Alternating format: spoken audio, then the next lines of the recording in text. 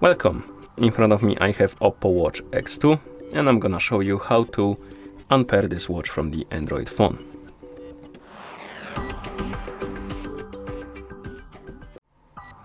First we need to open the OHELF application on the phone that is paired with our watch. So let's open the app by tapping on the icon.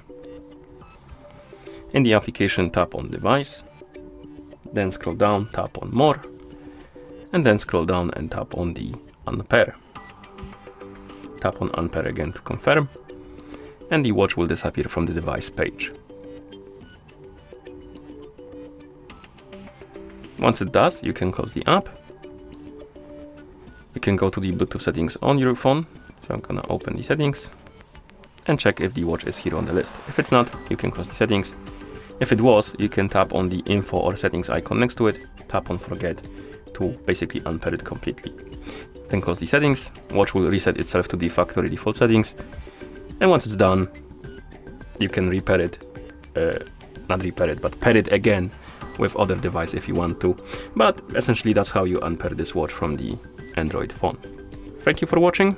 If you found this video helpful, please consider subscribing to our channel and leaving a like on the video.